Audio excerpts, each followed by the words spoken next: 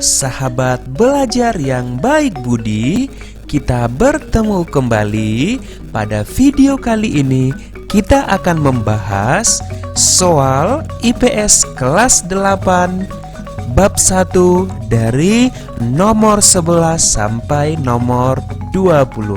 Ayo kita mulai dengan nomor 11. Salah satu bentuk kerjasama negara-negara ASEAN di bidang pendidikan yaitu ASEAN Commission on the Promotion and Protection of the Rights of Women and Children. Yang B, ASEAN Council Teachers Convention. C, ASEAN Tourism Agreement. D, Defense Minister Meeting. Baik, yang menjadi kata kunci di sini adalah kerjasama di bidang pendidikan. Kita bahas mulai dari A.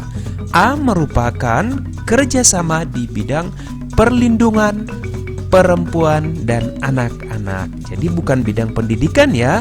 Yang B, ASEAN Council Teacher Convention. Ya, ini adalah kerjasama di bidang pendidikan. Jadi jawabannya adalah B. Jadi ACT atau ASEAN Council Teacher adalah perkumpulan organisasi guru di kawasan Asia Tenggara yang berdiri pada tahun 1978 melalui organisasi Persatuan Guru Republik Indonesia. Jadi yang B adalah di bidang pendidikan, sedangkan yang C adalah di bidang sosial budaya, yaitu Tourism Agreement. Dan yang D, Defense Ministers Meeting, itu adalah di bidang politik, tepatnya di bidang pertahanan. Begitu ya, nomor 11 sudah cukup paham. Kita lanjut dengan nomor 12. Salah satu kerjasama ASEAN di bidang industri berikut ini adalah A, Proyek Industri Tambang ASEAN Copper Fabrication Project di Filipina dengan Singapura. Yang B, Proyek Vaksin ASEAN Vaccine Project di Singapura dengan Kamboja. Dan yang C, Proyek Pupuk ASEAN Aceh Fertilizer Project di Indonesia dengan Malaysia. Dan yang D, Proyek Soda Api Rock Salt Roda Es Project di Thailand dengan Indonesia. Mari kita bahas satu persatu. Yang A, Proyek Industri. Jelas ini adalah kerjasama di bidang industri. Jadi jawabannya adalah A. Tetapi kita bahas yang B. Yang B ini adalah proyek vaksin ASEAN. Proyek vaksin ASEAN ini tentunya di bidang kesehatan vaksin. Yang C, proyek pupuk ASEAN ini adalah di bidang pertanian. Yang D, proyek soda api ini adalah di bidang politik pertahanan. Jadi jawabannya adalah A. Cukup paham ya soal nomor 12? Kita lanjut kepada soal nomor 13.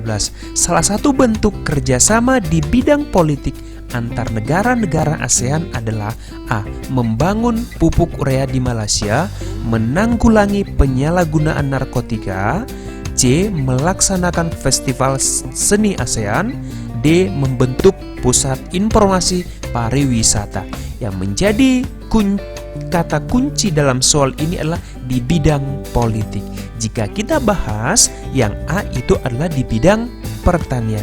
Yang B di bidang menanggulangi penyalahgunaan narkotika. Ya, benar, ini adalah kerjasama di bidang politik. Yang C, melaksanakan festival, ini adalah sosial budaya. Dan D, membentuk pusat informasi pariwisata, tentunya ini bukan di bidang politik. Jadi jawabannya adalah B, pemberantasan kejahatan lintas negara yang mencakup perbatasan, terorisme, perdagangan obat terlarang, pencucian uang, penyelundupan, perdagangan senjata ringan dan manusia. Itu adalah kerjasama di bidang politik. Jadi itu alasannya, jawabannya adalah B. Untuk soal nomor 14, faktor pendorong kerjasama antar negara ASEAN yaitu A, kesamaan dan perbedaan ideologi. Jelas ini adalah merupakan faktor pendorong kerjasama ASEAN, khususnya karena ada kesamaan ideologi. Yang B, kesamaan dan perbedaan sumber daya alam. Dengan adanya perbedaan sumber daya alam, maka maka ada saling ketergantungan antara negara yang satu dengan negara yang lain. Yang C, kesamaan dan perbedaan kondisi geografis. Benar, ASEAN itu sama-sama geografisnya itu sama kawasan Asia Tenggara. Yang D, jawaban A, B, dan C benar. Jadi jawabannya sudah cukup jelas. Jawabannya adalah D, karena tadi A, B, C itu adalah benar.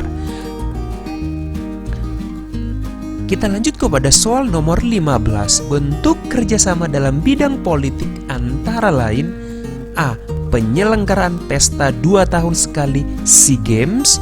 Yang B, menyediakan cadangan pangan untuk negara-negara ASEAN. C, traktat bantuan hukum timbal balik di bidang pidana.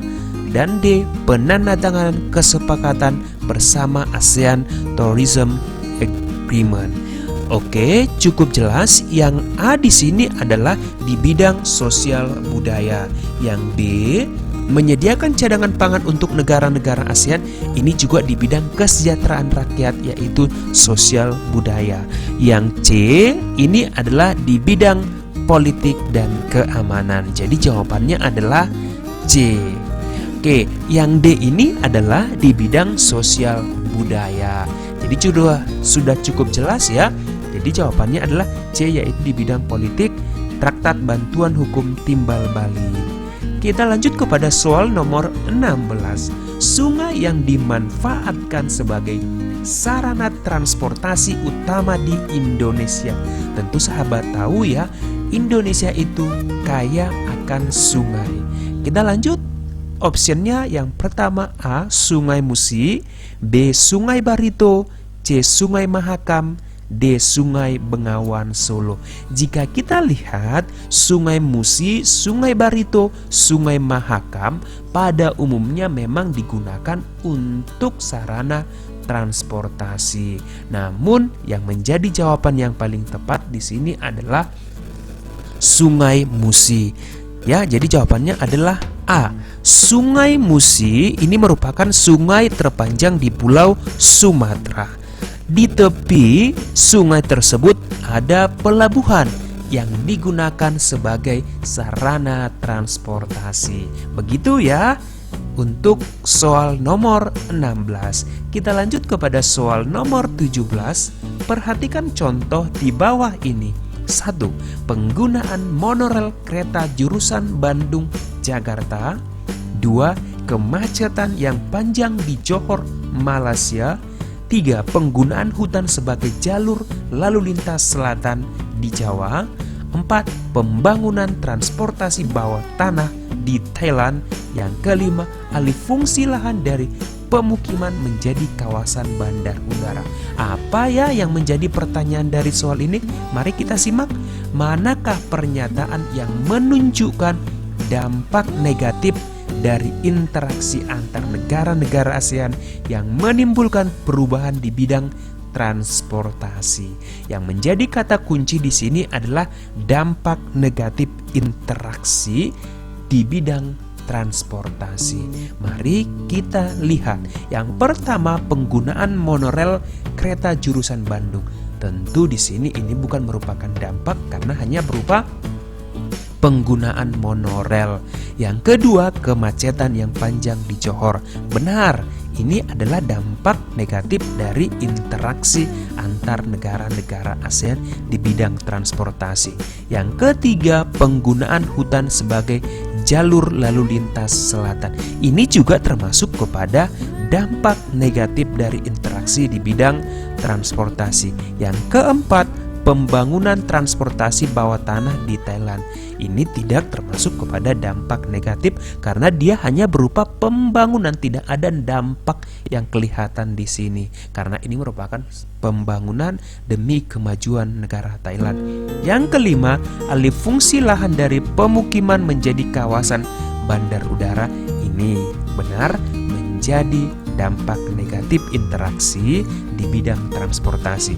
Dengan adanya alih fungsi lahan dari permukiman menjadi kawasan bandar, tentu di sini ada penggusuran atau perpindahan pemukiman. Jadi jawabannya adalah yang mana? Yang kedua, Kemudian yang ketiga dan 5. Jadi jawabannya adalah 2, 3, dan 5. Oke, jelas? Jawabannya adalah C ya, 2, 3, dan 5. Bagaimana sahabat? Cukup jelas ya? Baik, kita lanjut kepada soal nomor 18. Soal nomor 18, nelayan ikan dengan skala besar yang beroperasi di kawasan Asia Tenggara memanfaatkan data cuaca, suhu, arah angin untuk mencari ikan di lautan. Fenomena ini berkaitan dengan faktor yang mempengaruhi interaksi antar ruang, yaitu faktor geologi, faktor ketersediaan sumber daya, faktor iklim, dan faktor teknologi. Di sini yang menjadi kata kuncinya adalah fenomena berkaitan dengan faktor yang mempengaruhi interaksi antar ruang. Di sini bisa kita lihat adalah memanfaatkan data cuaca, suhu, arah angin, berarti ini berhubungan terhadap iklim. Paham ya? Cuaca, suhu, arah angin ini berhubungan dengan iklim. Maka jawabannya adalah C, faktor iklim. Baik, kita lanjut kepada soal nomor 19. Perubahan sebagian atau seluruh fungsi lahan dari fungsi semula menjadi fungsi yang lain dan mempengaruhi lingkungan dan potensi lahan itu sendiri disebut, ya ini cukup mudah dipahami ya. Oke, pergantian lahan, penggunaan tanah, konversi lahan, konversi tanah. Jadi di sini adalah pengalihan fungsi, perubahan fungsi lahan dari fungsi semula menjadi fungsi yang lain. Misalkan dari lahan pemukiman menjadi lahan industri, atau dari lahan pertanian menjadi industri. Ini dinamakan dengan konversi lahan. Jadi jawabannya adalah C. Untuk selanjutnya nomor 20, dampak alih fungsi lahan pertanian menjadi permukiman, yaitu produktivitas pangan akan menjadi bagaimana kira-kira? Jika beralih dari lahan pertanian menjadi pemukiman, artinya di sini hasil pertanian akan berkurang atau turun. Jadi jawabannya, apakah produktivitas pangan naik? Tentu tidak. Yang B, turun. Benar, jadi jawabannya adalah produktivitas pangan akan menjadi turun karena ada alih fungsi lahan pertanian menjadi pemukiman. Begitu ya, cukup mudah ya belajar IPS. Baik, begitu penjelasan untuk soal nomor 11 sampai nomor 20. Semoga sahabat paham dengan penjelasan tadi. Sampai di sini pembahasan soal kita. Sampai jumpa pada video berikutnya. Terima kasih, semoga bermanfaat dan salam sehat.